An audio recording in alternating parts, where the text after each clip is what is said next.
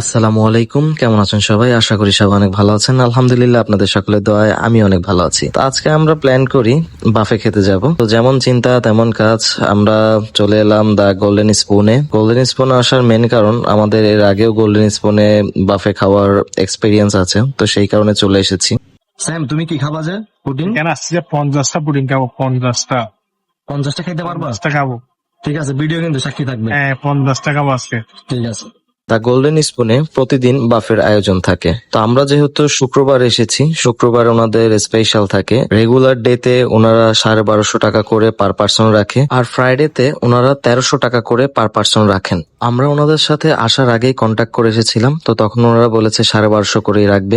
বাফের time 7:30 থেকে রাতের 10:30 পর্যন্ত। এই সময়ের ভিতরে আপনি যত ইচ্ছা তত খেতে পারবেন। আমরা নির্ধারিত সময়ে সেখানে উপস্থিত হই এবং শুরুতে আমরা হালকা পাতলা কিছু খাবার নিই, যেমন সালাদ, অন্থন বা হালকা নাস্তা জাতীয় যে জিনিসগুলো, আমরা সেগুলো নিয়ে শুরু করি। ভারী খাবার এবং মিষ্টি জাতীয় খাবারগুলা সবসময় পরে খাওয়াই বেটার। আমরা যে 5 জন যাই তার ভিতরে ছোট ভাই সায়েমের প্রতি আমার বেশি কনফিডেন্স ছিল যে ও হয়তো টাকা উসুল করতে পারবে বা ও এর চাইতে অনেক বেশি খাইতে পারবে, কিন্তু সায়েম আমাকে ভুল প্রমাণিত করে, কারণ ও শুরুতেই প্রচুর পরিমাণে ডেজার্টের আইটেম গুলা খেয়ে ফেলে, যার কারণে পরবর্তীতে অন্যান্য আইটেম গুলো আর খেতে পারছিল না।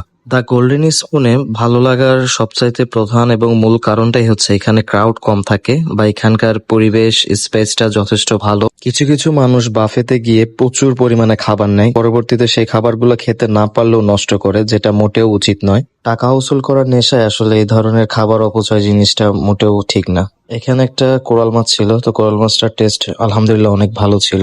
তো এখানে আইসক্রিমের 3টা ভেরিয়েন্ট ছিল, প্রচুর পরিমাণে আইসক্রিম খেয়েছি আমরা। এত কথার মাঝে আপনাদের জানানোই হয়নি এখানে কতগুলো আইটেম ছিল। এখানে প্রায় 50+ আইটেম ছিল। অন্য অন্য বাফেতে যেরকম ফলের অনেকগুলো আইটেম থাকে, বাট এখানে 2টা আইটেম ছিল, পেয়ারা ছিল, আম ছিল। হয়তো ওনারা চাইলে আরো 2-3টা আইটেম বাড়াতে পারতো। খাওয়ার জন্য 3 ঘন্টা সময় মানে যথেষ্ট অনেক লম্বা সময়। তো আমরা এখন ভারী খাবার যেগুলো এগুলো নিয়ে নিয়েছিলাম। চিকেনের প্রায় 3-4টা আইটেম ছিল, আমি সবগুলাই নিয়েছি। বিফের একটা আইটেম ছিল, সেটাও অনেক ভালো ছিল।